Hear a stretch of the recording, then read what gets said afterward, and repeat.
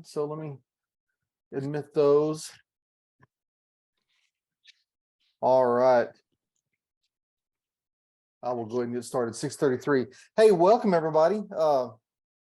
If you don't know me, there's my name right there, Russell Graves. I'm coming to you live from Hackberry Farm in Dodge City, Texas. I almost made a mistake, I got to tell you. And I hope this doesn't speak to how good a husband I am, but I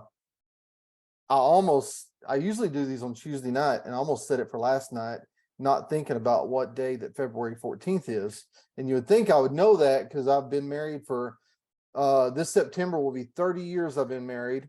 And my wife and I have been together 33 years. But strangely enough, when I first started dating her, I think what attracted us to each other was the fact that we had that tough conversation early in our relationship of, do you celebrate Valentine's Day? And she said no, and I said no. And so we never have celebrated Valentine's Day. And I think the fact that we don't celebrate it is what attracted each other to us, because every day just like every day ought to be Mother's Day, every day ought to be Valentine's Day when you've been married so long. So that's what we think. But again, I'm coming to you live from Hackberry Farm, Dodge City, Texas. Thanks everybody for showing up tonight. I think we got about 30 people in tonight. I had about 170, I think, sign up for this, which is not unusual because a lot of people sign up. And then, as you know, I send the replay out in a day or two, and you get the replay, and you can watch this over and over again. Tonight's presentation, things they don't teach anymore in photo school. And I kind of came up with this idea. Last year, I did, I want to say 20 different workshops last year. And I had about 140 guests from all over the country and parts of the world join me on those workshops. And as we make small talk about all things photography related, there's some topics that kind of come up over and over again when I'll say, did you know? And a lot of people just don't know, or they haven't thought about this, or they haven't thought about it in a while. And so you see a lot on YouTube and some of the other educational resources about Lightroom stuff. And, you know, the last two things I've done were Lightroom topics, which are great. And you see stuff about, you know, the technology that's built into these modern cameras. But tonight I'm going to touch on some topics that, again, nothing's earth shattering here.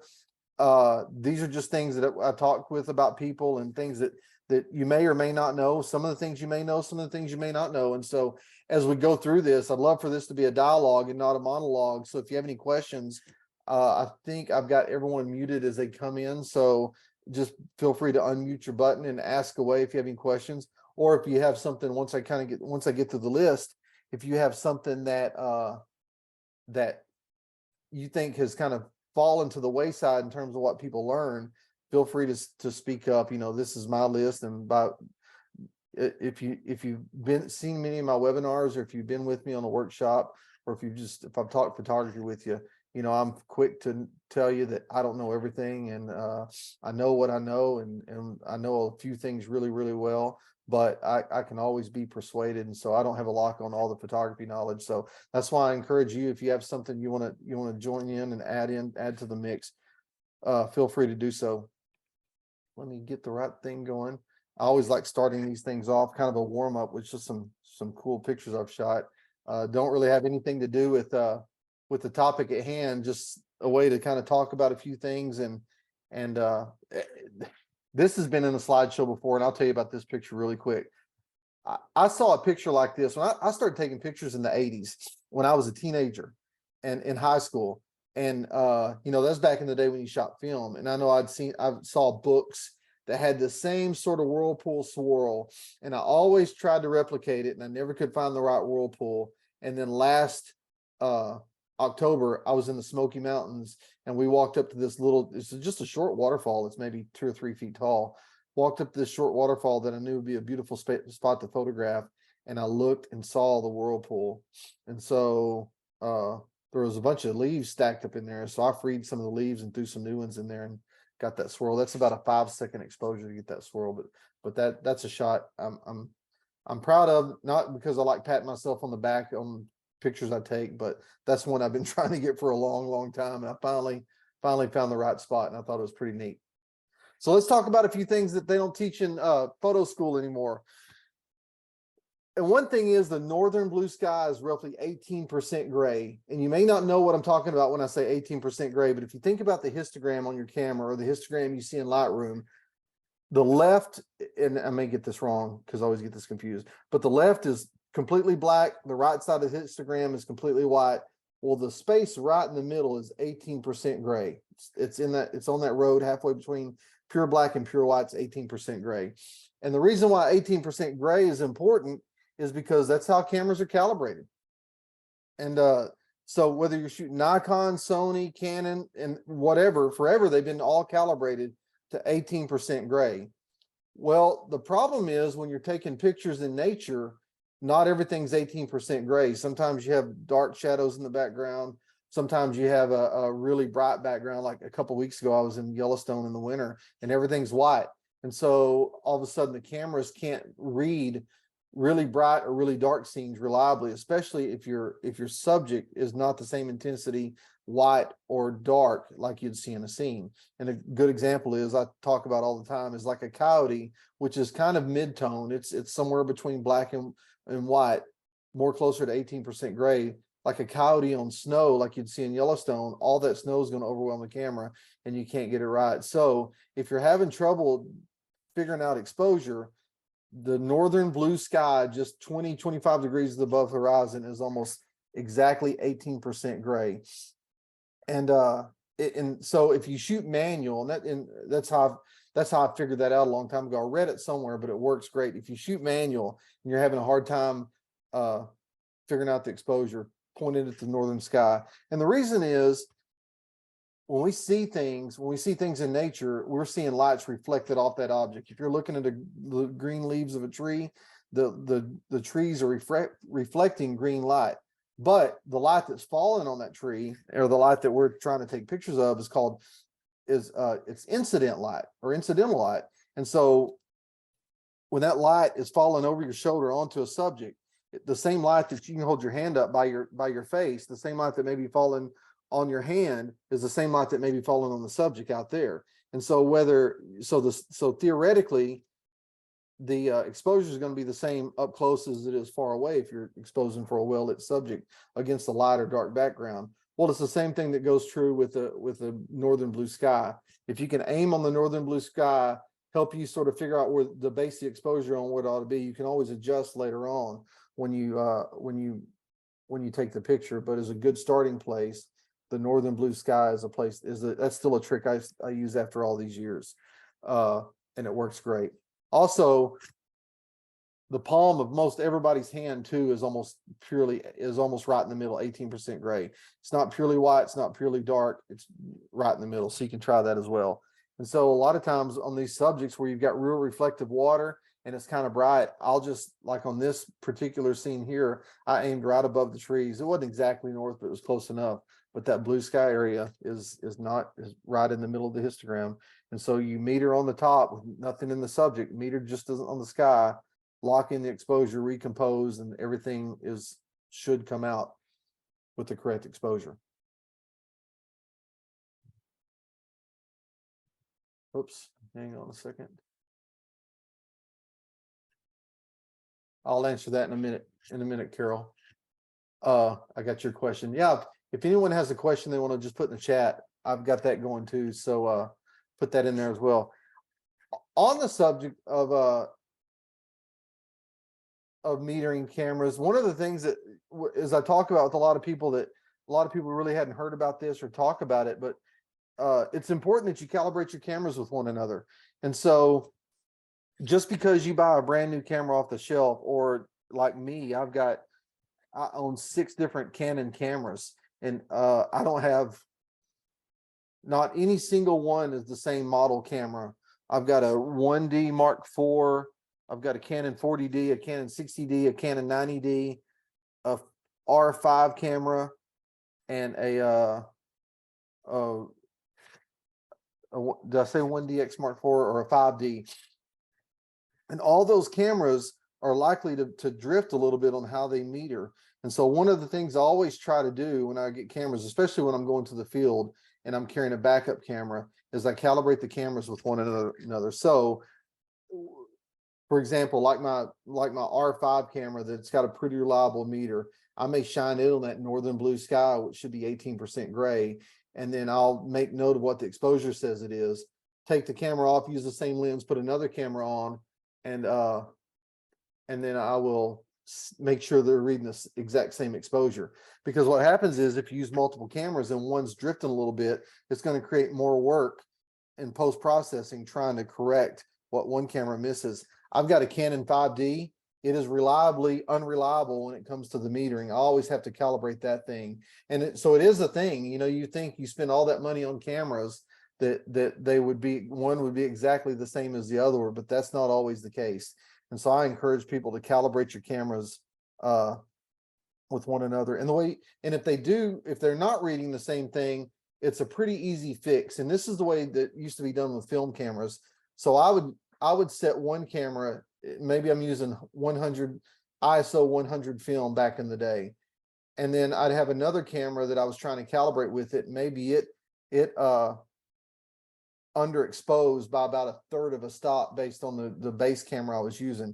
And so then I would just set the ISO 1/3 of a stop higher to compensate for that. And you can, if you're using auto ISO, that doesn't work. I'm not a big fan of auto ISO, so I never use that.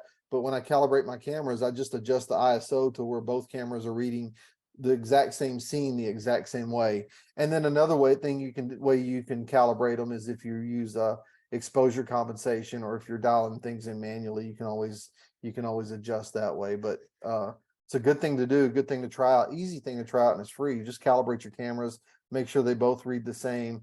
And if you watch some of my past webinars, you know I'm a big fan of trying to get everything right in the camera, and because just adding a process each time to a photograph, over time, that adds up to a lot of time you're spending behind a computer. I'd rather be outside taking pictures as opposed to behind a computer, but calibrate your cameras with one another. Make sure they read exactly the same.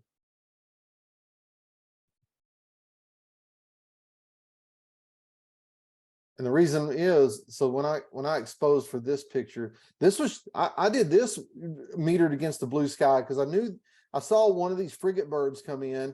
And it's a tough exposure because you've got a dark bird against a lighter sky.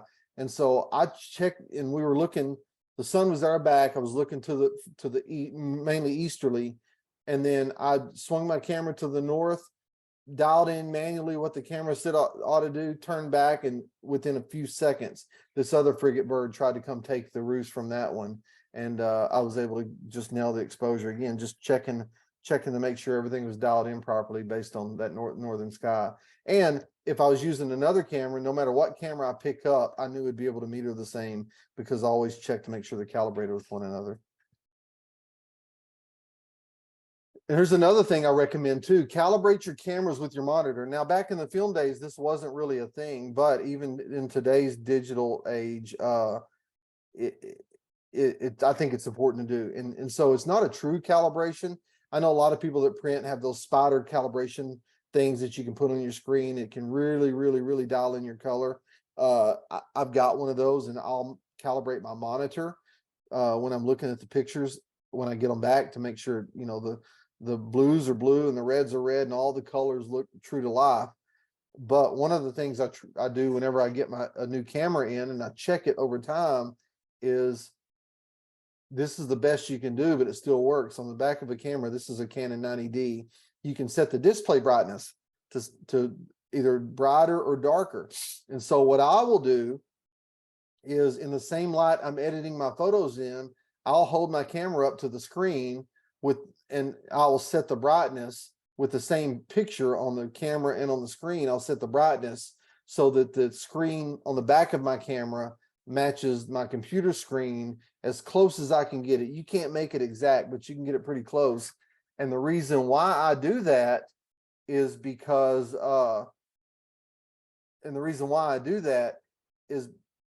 when I'm out in the field and I'm previewing my pictures, even though I don't delete off the back of the camera, I'm trying to approximate what I think I'll see when I get the pictures in on the computer. Now, again, the Canon 5D, as good as that camera is, 5D Mark II is the one I'm talking about in particular. As good as that camera is and the files it produces, and that was a revolutionary camera that brought video and HD video into the mix. I've still got that camera and I still use it, but the display out of the box was way too bright. In the first few pictures I took with it, I thought I was just blowing the exposure. And then once I brought it in and calibrated to my monitor, I just had to make it darker and make it match as close as I can. And there's another thing you can do too to turn it off in these cameras. I don't have a picture of it here. A lot of these cameras will have where the brightness on the screen will adjust to the ambient light around you, and you can turn that feature off in these Canon cameras where it'll show the exact same brightness. So again, the reason why I do that is when I look at a picture on the back of the camera in the field, I want to see as approximately as close as what it'll look when I get it on the screen when I get back home on the computer. And so that way, as you're monitoring everything from exposure to composition and, just making sure you're getting the shot when you're in the field, you'll have a pretty good confidence that what you see is what you get when you get back home. Here's another thing that I talk about with a lot of people and really a lot, no one seems to know how to answer this because everybody knows what wide angle and telephoto is, but we see in 50 millimeters. I mean, roughly 50 millimeters. Some people say 45, some people say 55, but roughly 50 millimeters is how we see. That's our vision, and that's important because when you start interchanging optics, like a 500 millimeter lens is the exact same power is 10 power binoculars. If you see binoculars or a spotting scope, they're not expressed in millimeters like a camera lens is, or expressed in power. So 10 power is 10 times normal vision, just like a 500 millimeter lens is 10 times 50 millimeters. So it's 10 times normal vision. So it helps when you understand that we see in 50 millimeters, it helps you understand what the power is on binoculars and spotting scopes. And it also helps you equate to how much magnification you're getting from your exact lenses. But 50 millimeter lens, that's one of my favorite lenses of all time. And one of the things that I would encourage you to do, and I do this exercise all the time when I'm at home, is I would encourage you to take a 50 millimeter lens if you have it. You can buy the exotic 50 millimeter lenses, like a 50 millimeter f1.2. I've used those before, but I don't own one. I have a 50 millimeter f1.4. That lens used cost probably, I don't know, 150 bucks. It was really cheap. The glass is good though. But one of the things that I challenge myself to do with that 50 millimeter lens is go see the world like I see it. And so you end up stretching your creativity because you're trying to use the lens in a creative way and not using the fact that you could go pull out a wide angle lens or a telephoto lens as a crutch to try to see what you need to see. So essentially, and I'll touch on this in a little bit, essentially your legs become your zoom, or your legs become your wide angle. If you want to get a wider angle, you got to move back. If you want to get closer in on the subject, you got to move in close. But I use that 50 millimeters a lot, especially even though we talk on these webinars, nature photography. I do a lot of people photography too, not necessarily like going and taking portraits of people to hang on their walls, but in the magazine work I do and the commercial work I do, like this was a picture I shot for a Western brand.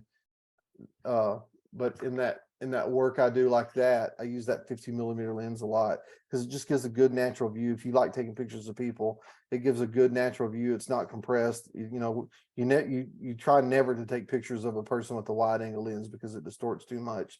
But in a different kind of way, a telephoto lens will distort too. But 50 millimeters is perfect for that. And then this is a picture I shot on my place. I think it was last summer I shot this. These are fireflies, and that was shot with a 50 millimeter lens. And so this was one of my exercises. I went out and from a creative standpoint, just trying to make something new and something different. And I could have used a wide angle lens and would have got a little more of that road. But by using the wide angle lens, I was afraid that the fireflies would become even smaller specks, and then if I was to use a telephoto lens, that wasn't really the tool to use for more of a landscape and scenic shot. So, and it would have introduced some technical challenges too that would have made this shot harder to get. And so I thought 50 millimeters, you know, because I was out trying to take pictures with it, I thought 50 millimeters is the perfect focal length to try to shoot the picture of all these fireflies. And so that's what you get when you do shots like that. Oh, Carol, to answer your question, you always heard that palm of your hand was +1. I misspoke. I meant the back of most people's hands is it's a little darker. That was my fault. I misspoke when I said that. But the back of your hand is more closer to 18% gray. Yeah, you're right. The palm of your hand would be +1. But if you know that, that's still a good way to calibrate it to be able to get to where you need to be quickly with exposures.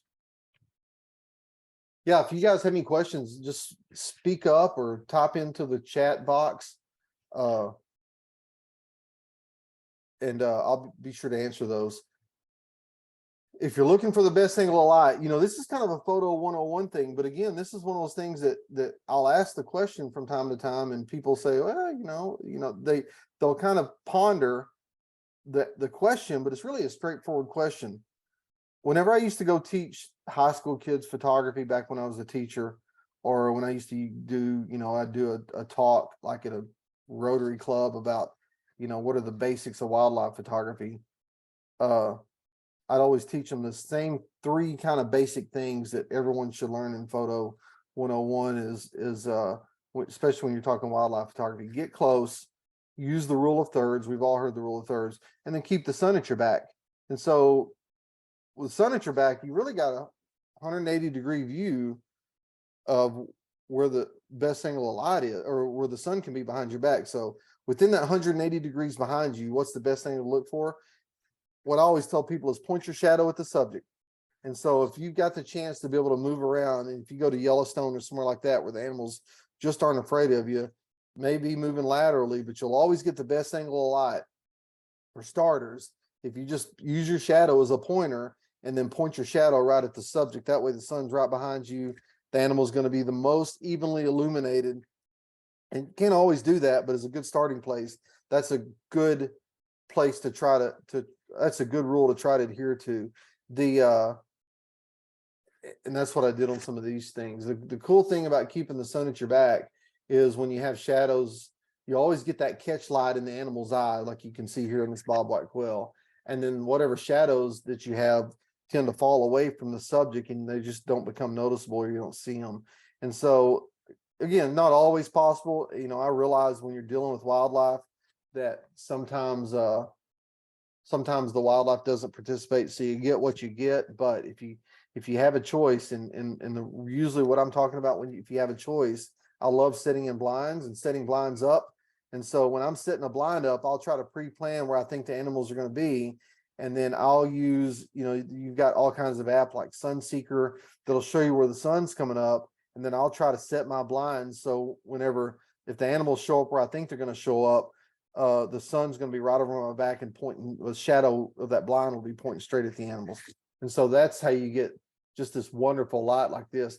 In fact, I shot this picture when I used to live out in Northwest Texas. I built a blind behind my house, and knowing where the sun would be pointed most of the year across the Sendero. And by the way, for the folks who aren't from Texas, Sendero is just a fancy Mexican name that we use for just an open path cut through the brush. And so I had a Sendero cut through my property, and I set that blind up where if anything crossed most of the year, it would be that my shadow, my shadow would be pointing right at the subject. Doesn't mean it's falling on the subject, but it's pointing towards the subject. And you can see just a little hint of the shadow down below, but that shadow's falling perfectly away from that coyote. Just a beautifully lit shot. And then here's another one too of this. I love turkeys, man. I could take pictures of turkeys all the time. And this is another case where I knew the turkeys were going to be, set up my blind, used Sunseeker to figure out where the sun was going to rise, put my blind. So when the turkeys showed up, my shadow would be pointing towards where the turkeys would be. So I get that full front lit animal and where these colors would just, like you can see in this picture, would just absolutely pop, and that's what I did. So if you're trying to figure out what's the best thing to light, start with pointing your shadow at the subject. Works great every time. You know, this particular topic came up when we were in Yellowstone, because we had you go to Yellowstone in the winter to see all the animals in the snow and to enjoy the park when there's just not a lot of people there. But one of the things you got to expect is you're going to have inclement weather, and we got inclement weather this past trip. We had a couple days the snow was just blowing really hard, and so really when you're in the field, you need to keep in the back of your mind using manual focus, because it really is a valuable tool. And whether you're shooting landscapes or wildlife, it's still valuable. Everyone knows about focus peaking that you can set on these cameras now. It'll help your eyes. And you can tell I'm wearing reading glasses, so my close-up vision is getting worse and worse. So focus peaking helps. And if you've never used it before, when you're looking through the viewfinder on focus peaking, everything that on my cameras at least, and I'm not sure what Sony and Nikon does, or Olympus or any of the other brands, but when you use focus peaking, when it gets in focus, you've got these little red highlights that show up on the in focus areas. But the Canon R5s have a focused assist that's almost like these three little arrows line up together, and when they line up together, the square turns green, and I really love that. So manual focusing is important. This was one of those terrible days that we were out, and when you're in really heavy snow like we were in this day, and this picture looks a little doesn't look sharp, but it is considering the circumstances. But it was snowing really heavy that day, and when it's snowing really heavy or it's raining really heavy, the autofocus doesn't always work that well. And so you really need to understand and how to switch to manual focus quickly, and even understand and develop that muscle memory on how to manually focus as quick as you can, so that way you can get shots like this when they arrive. And even some animals, autofocus doesn't work on that well. I'm thinking right now to when I was in Botswana last summer, zebras are striped the way they are to confuse predators. Well, it also confuses the eye tracking in all these autofocus systems, because the eye tracking never would lock onto the eye. It would lock onto the stripes and lock on everything else, but it never lock onto the eye. So a lot of times when I was taking pictures of zebras, I had to switch to manual focus. And really, if you have any kind of animal you're taking pictures of that's like a coyote, again, it's almost mid-tone, it does a pretty good job of locking onto it. The autofocus does a pretty good job of locking onto coyotes if the snow's not falling this heavily. But there's a lot of animals like birds and stuff it doesn't do a great job of. And so understand how to use manual focus, use it a lot, and understand the circumstances when you should use it, and then reserve the autofocus for the times it's going to work good.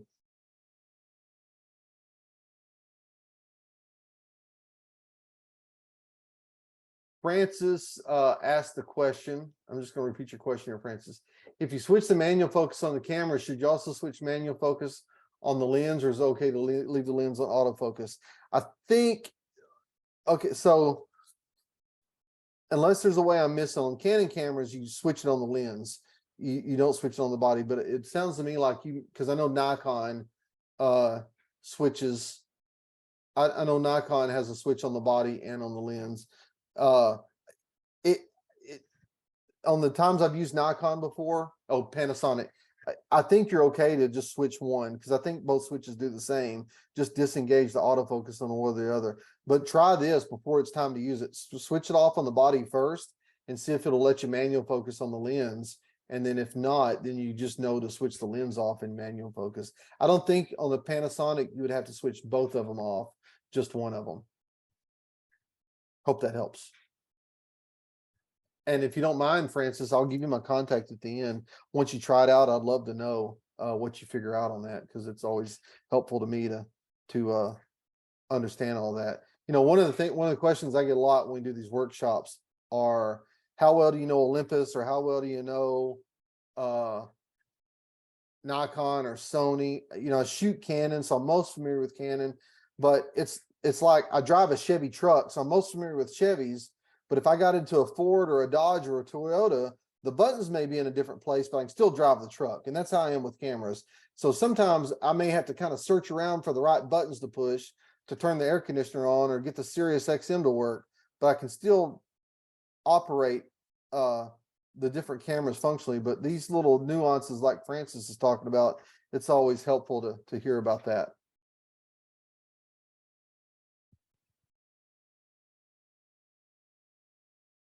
And so this is one thing that uh I don't know, it's not rocket science to think of it this way, but I think it's something that bears thinking about, that lenses are always going to be the limiting factor. And so what I mean by that is, and you've all heard it before, buy the best lenses you can. And no matter how many megapixels a camera has, or no matter how much technology is packed into that camera, you know, one of the guests they're listening tonight, she has a Canon R3. It's a fantastic camera. I've seen a bunch of Z9s in the field, fantastic cameras as well, but they're all limited to how good a lens you put on it. If you put a subpar lens on it, then the camera, no matter how good it is, can never live up to its potential. And so the opposite of that is true as well. I can take the worst, I say the worst, they're all good. I can take the oldest camera body I've got, which may be the 40D, and put it on one of my really good lenses, like my 500 millimeter f4. And even though that camera may not perform as quickly, you know, with the drive and all that some of my other cameras do, it's still going to perform and make the same images that my R5 is going to make, or my 1D Mark IV is going to make, or any of my better cameras are going to make. And so lenses are always a limiting factor. So I encourage people, when you start investing money in camera equipment, every lens I own, I bought it used. I buy used lenses all the time. The last lens I bought was a 180 millimeter macro, and I bought it off KEH for like like $450. And lens is great. It's an older lens. It's maybe 5 or 6 years old. The glass is clean. It's super sharp. It works well. And so, but that's the way I try to keep myself in good lenses all the time. Excuse me, is buying used, and that way it doesn't break the bank. Linda offers a tip here. She says on Olympus, you can set the camera to autofocus plus manual focus, that pro lenses have a focus clutch to quickly change between autofocus and manual focus. And then she says MVP.com is a great source for used equipment. Yeah, MVP is, I have looked at them. I've just used KEH. I always quote them. Not that I'm not sponsored by KEH, or I'm not an influencer for them. I've just used them for the past probably 25 years whenever I buy new equipment, whether I'm talking flashes or lenses, or even sometimes cameras. Not all the time cameras. Most time I'll buy a brand new camera, but if I need to supplement a camera or buy a different body for some reason, I don't mind going to them and buying used stuff. And I think MVP is the same way on that. And so lenses, to reiterate, are always going to be the limiting factor. Buy the very best you can always afford. And then another tip I like to tell people, shoot the moon at 200 millimeters. And so, I mentioned earlier, we see it 50 millimeters, but when you take a picture of the moon at 50 millimeters, if you're using a 50 millimeter lens, it looks like a little dot. So in order to make the pictures of your moon or the sun, like a rising sun, for that celestial object to look natural size in the picture, you shoot it at 200 millimeters. And so we've all seen pictures like this. This is a rising moon over some birds on my property about a year ago. And this was shot at 800 millimeter.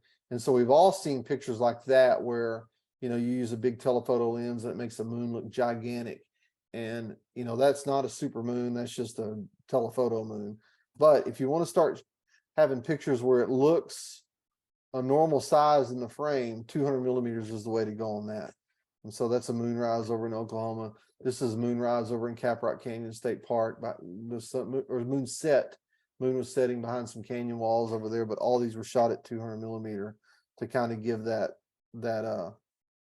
look where it looks appropriately sized in your image.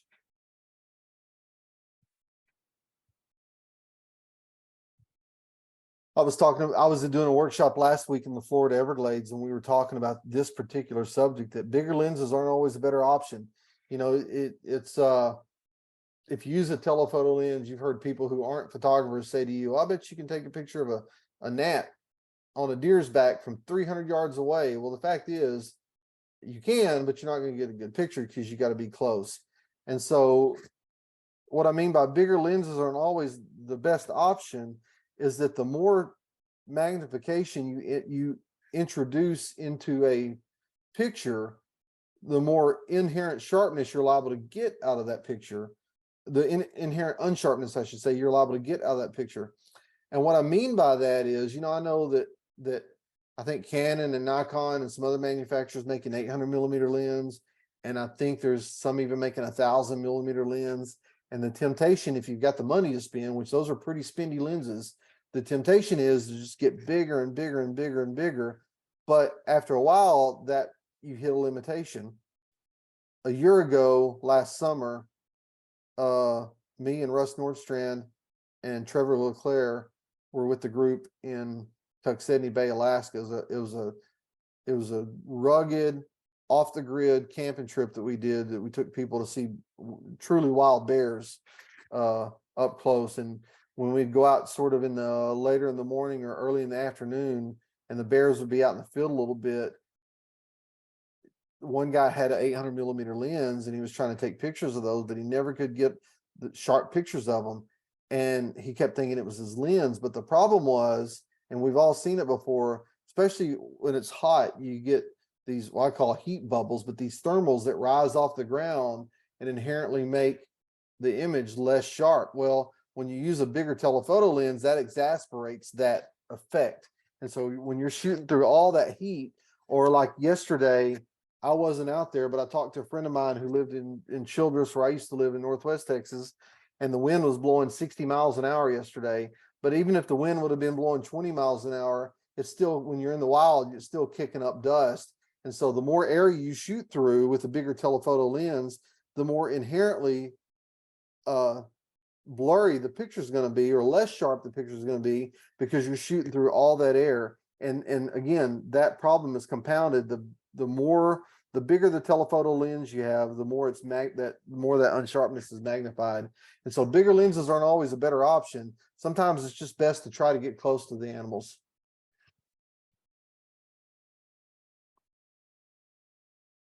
And then, you know, I mentioned it earlier when I talked about the three basic principles of good wildlife photography.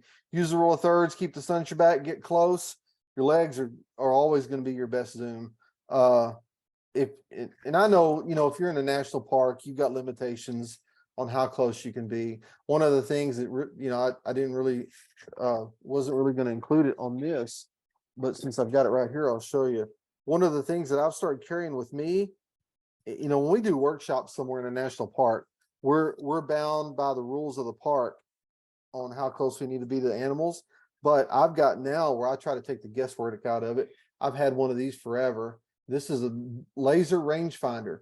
And so I'll take this with me, because if the rules say we can be 25 yards away from bison, if it's safe, they're not agitated by us, but we can be 25 yards away from bison, we try to be 26 yards away from bison, just right outside the legal limit. So that way, if the animals move close to us, we can move back.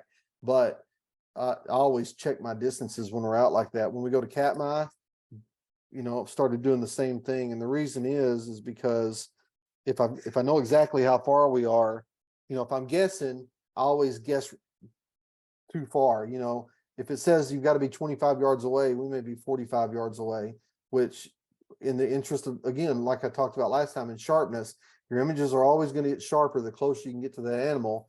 I've at least got the means by which to tell me how close we are from an animal, and it really helps out. So your legs are always going to be your best zoom.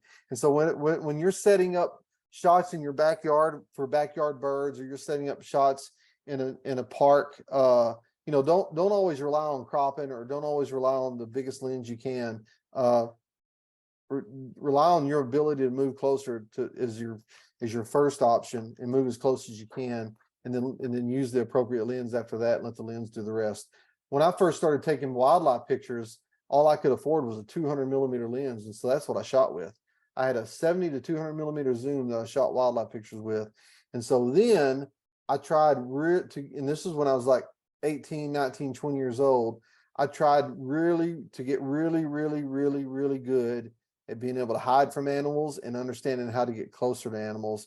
And so from that, it helped me become a better naturalist and understand animals better. And so I know it's easy to say your legs are your best zoom, but if you understand animals, just understanding how they operate and understanding how to ethically photograph them, it'll make a big difference on what kind of pictures you can get.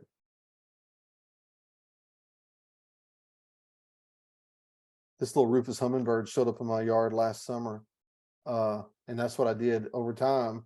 I got where I could get inch closer and closer and closer to him, to when I shot this final shot of him, or my favorite shot of him. I was probably only shot it with a 500mm lens, and you're talking a bird that's that big, literally 2 or 3 inches tall. I shot this with a 500mm lens, had an extension tube on it so it would focus a little closer, but I was probably 6 or 8 feet from this limb when I shot the picture. And again, not relying just strictly on the zoom, but trying to get as close as I could to the subject.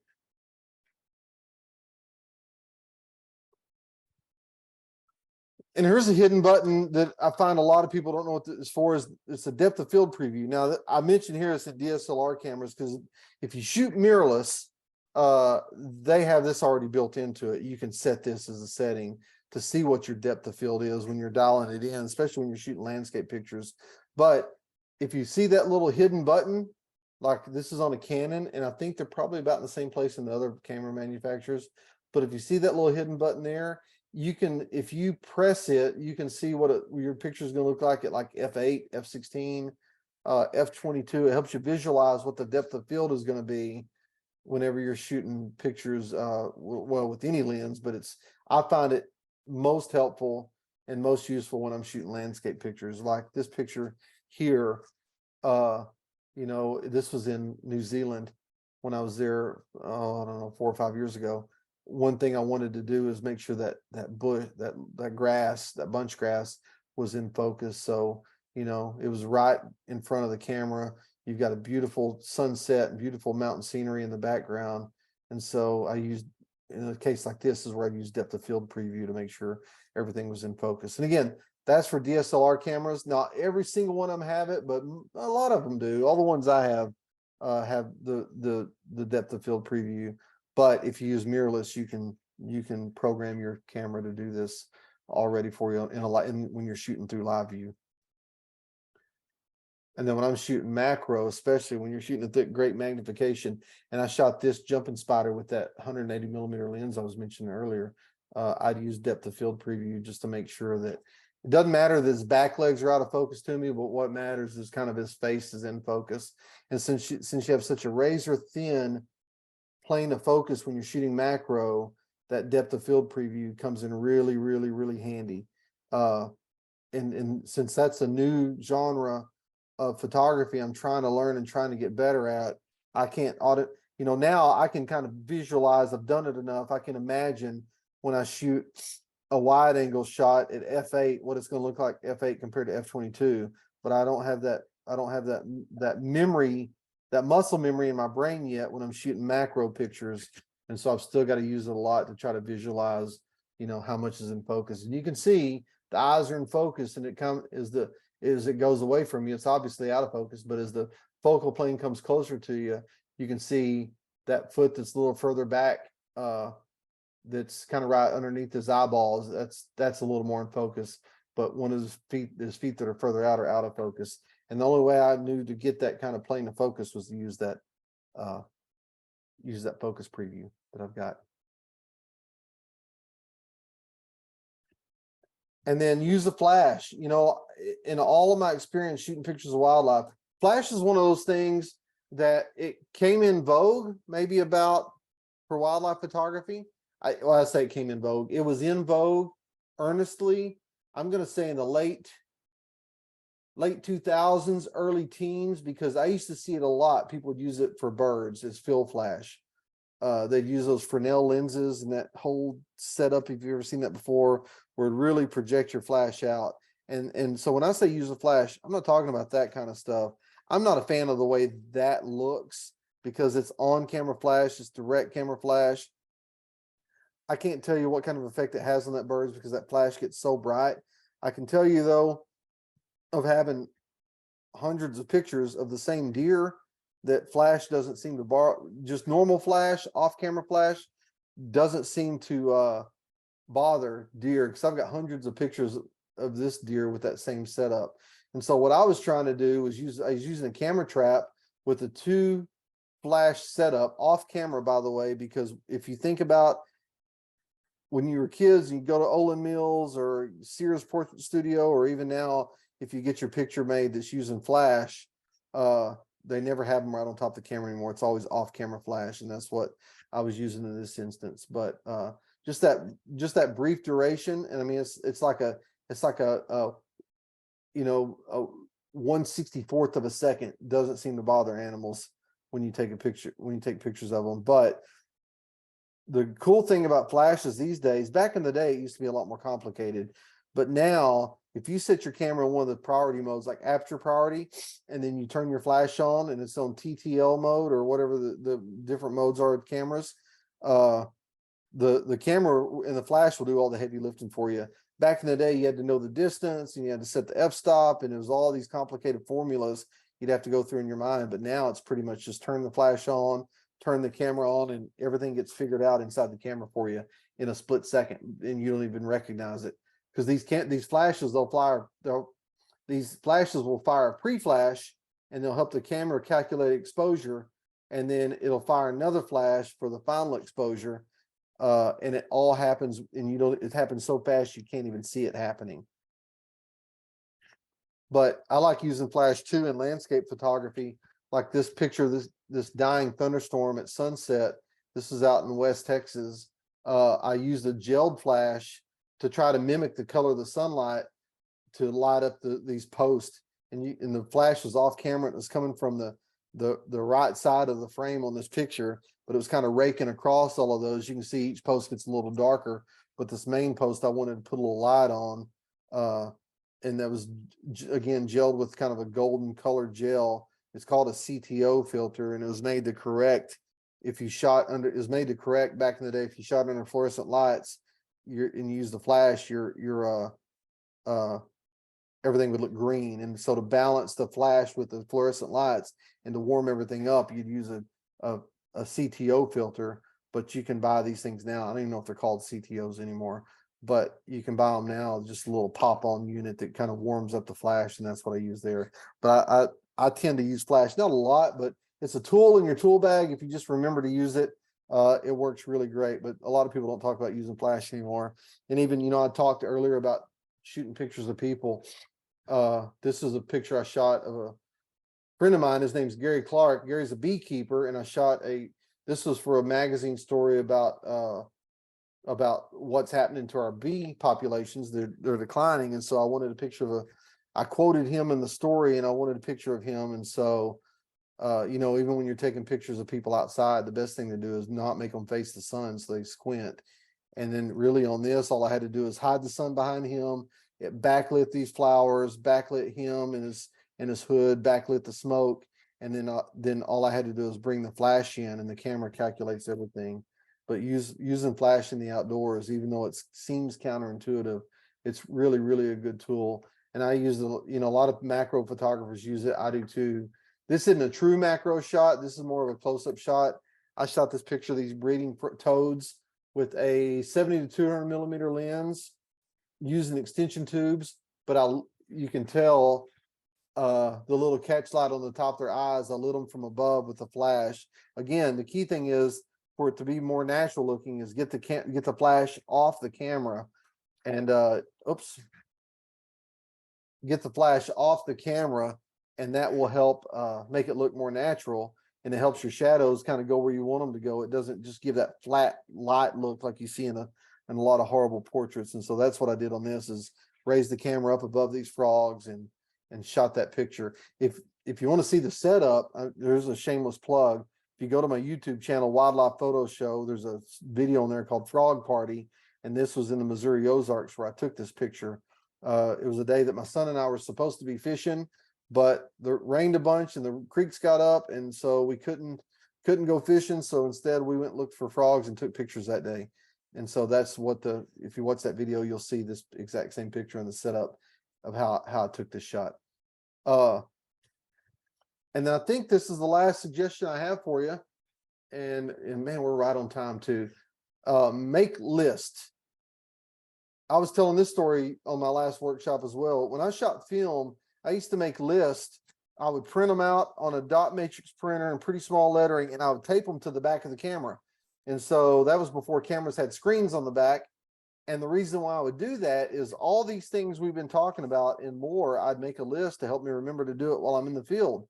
Because it's easy to talk about it, but if you don't commit it to memory over time and remind yourself to use a flash or try to, or make sure you calibrate your cameras or try 50 millimeters or any of those things we've been talking about, if you don't remember to do all that, it's really for nothing. And so I'm a big proponent of making lists. One of the things that I'll do now is I'll make lists on my phone. I have an iPhone, but I know that, Samsung and Google phones and all that will do it. But I've got a notes app, and I'll just make a list, and I'll make lists just based on, when I go out, I want to try to get a panorama shot, or remember to use your flash on landscapes. And I'll just make myself reminders of all the things I need to do, because even though I've shot millions of pictures in my life, I still get excited when I go out like you guys do. I'll get excited, and the more excited I get, the more I tend and wound up I get over what I see, the more likely I am to forget to do those things. So those lists help me be purposeful in my photography and help me really kind of think about what I want to do. And so to that end, I'll make lists where I'll pre-visualize a shoot. I'll kind of make a wish list of, if I see bison, these are the shots I want to get. And I'll even make myself a lookbook a lot of times where I may find pictures on like Google that I like, and on my phone make me a lookbook, so that way it kind of reminds me of different shots I want to try to take while I'm there, instead of just reacting to in the moment. Because if I react in the moment, a lot of times I just tend to forget because I'm so busy just thinking about all the essentials, making sure the camera settings are right, making sure that I need to be where I am. If I'm in a national park, making sure we're the correct distance away. And so I find lists really, really, really valuable. Just like you use the list to go to the grocery store to make sure you get all the ingredients for Thanksgiving dinner, I use lists to make sure I get all the ingredients I need to make all the pictures I want to take memorable. And that's especially important, especially if you do workshops a lot. You really want to make yourself list, because a lot of these workshops, they're not cheap, and you're going a long way away. And a lot of times these low destinations you go to may be the one and only time you'll go there in your lifetime. So do yourself a favor, make a list, and get all the shots that you need while you're out. And so I'm just going to roll through a couple more pictures. If anybody has any questions, I think all you got to do is unmute yourself. And if you want me to see your pretty face, you can turn your video camera on if you've got one and ask away. That's all the points I have. I got a couple more things I want to share with you before we're done though. But yeah, if you have any questions, let me know. There's any questions. I'm going to self-proclaim this as the greatest dolphin shot ever taken in the world. I took that in Everglades back in December. All the things worked out perfectly for that shot. Right place, right time, right camera knowledge, and click. I did that. Carol, are you and I the only ones left in here? Did everybody else leave us? No, I see other. Oh, there we go. Okay. I see more people. I just can't see everybody. I just can't see everybody on the screen who's there. Does anybody have any questions at all? Golly, that's why I always felt like I was a good teacher, because I explained things well. Hey, Russell, you mentioned in doing some of your getting closer to the hummingbird, and that you mentioned extension tubes. Yes, sir. Get closer. Well, what about so what if you've got a 1.4 teleconverter? How do you judge whether to use one or the other, or do you just not use a teleconverter? No, I use the teleconverter. I use the 1.4 a lot. but the 1.4, let me do the math real quick, because you'd think I'd know this, but It when costs you one stop. well, I know that, but and I'm not too worried about that, but it turns my 500 millimeter lens into a 700 millimeter lens. And so then sometimes with the teleconverter, you get into the issue of, like I mentioned earlier, that the further you are away from something and the more you try to just use magnification to get closer to it, the more inherent unsharpness you're going to have, especially in field conditions. And so the extension tubes, and I don't know why they do this because I'm not an optical physicist or a mechanical engineer to understand why it does this. But those extension tubes, I can still get the 700 millimeter magnification if I use a 1.4 extender. But what those extension tubes do, it changes my lens from focusing 10 meters at the closest. I think on that telephoto lens, I don't have it in front of me, so I'm just guessing. But I think that 500 millimeter lens, the closest it'll focus without extension tubes is 10 meters away. If I put an extension tube on it, it'll make it work. It'll make it work in focus like from 3 meters away. And so you lose the infinity on that, but you're able to focus a lot closer. It essentially turns it to a macro lens of sorts. So that's why I use the extension tube on that. But that's part of what I was talking about at the very end, is making lists. I don't always remember to do that, so I make myself lists whenever I'm going out. It's easier now because, like I said, it's a lot of this is muscle memory that you just learn and you just anticipate when you've shot enough pictures. But whenever I go on a trip, I make myself a list of equipment I'm going to take on that particular shoot, and then make myself a list of the shots I hope to get while I'm there. I do it every single time I go somewhere. Yeah, well, yeah, thanks. That helps a lot. I appreciate Okay, no problem. Any other questions from anybody? Hey, let me share something with you. I don't know if anybody's interested in this or not, but I've been talking about this a little bit in my newsletter, but I'm starting to really make the push now because we're getting some people signing up for it. But here at Hackberry Farm, over the next 9 months, I'm offering the Nature Photography Academy. And that's it's a hybrid. It's in person. And so it's unless you just want to travel a long way to come see me, which would be awesome, but it's really kind of designed for people in North Texas who, may go see me speak at a camera club, or who are in the general area, because once a month we're going to meet here on the farm and go through different disciplines in nature photography, everything from a lot of stuff you saw here, hummingbird photography, firefly photography, some landscape stuff. But we're going to have a once a month meeting here, and then once a month or twice a month we're going to do it via Zoom. So it's going to be a total of 27 meetings. It's a true academy over the next starting in March, over the next 9 months. If you're interested in it, we've still got a few spots left. You can see wildlifephotoshow.com/academy. Look at the itinerary of what's expected. It won't have any exact dates on what day of the month we're going to meet on, because I was hoping to sort of make that a little bit fluid based on the group we get, to be a little bit flexible for them, because I don't have a real job that I've got to be at every day, so I can be flexible in my time. If everyone says it's best for them to meet on Monday nights, we can meet on Mondays, we meet on Mondays. But I was going to wait and kind of put the exact dates, but I've got it on sale right now. You can learn more about it if you go take a look at that wildlifephotoshow.com/academy. And I always encourage people to stay in touch. I've got a couple of websites, russellgraves.com. That's kind of my business to business website, but if you want to look at that, you can. My wildlifephotoshow.com, that's growing more and more with more and more content. That's kind of the home base of my YouTube channel.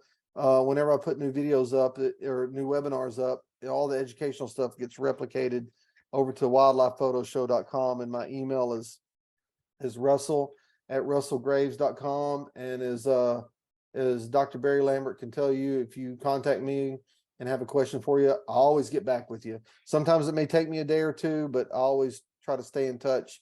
If you care enough to send me an email or call me and want to talk about something, I'll always call you back and or contact you back and try to help you out as much as I can. And with that said, if anybody has any more questions, I will make sure I hang around for a second. But let me tell you thanks in advance. I know that newsletter list of mine has really grown over the past few months. The YouTube channel is starting to grow. I've been getting a lot of new subscribers on it.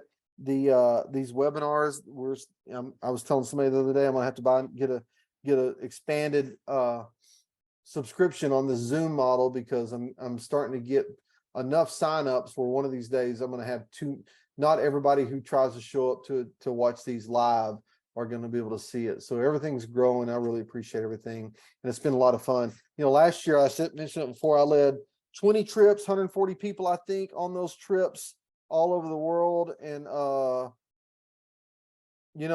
can tell you, I made 140 new friends last year, because anytime I get a chance to talk with people in the field, or even you guys, about the things I talk about, whether it's nature or photography or any of it, it's always a blessing and a joy to get to do that. So I really appreciate everyone and the support you give me and the attention you give me to let me talk about what I talk about with everybody. But last call, does anybody have any questions at all about anything I talked about, or any comments? If you got any comments later on, just send them to me about some of the things that you think have fallen by the wayside that people don't learn much about anymore. But with that said, it's 7:33, and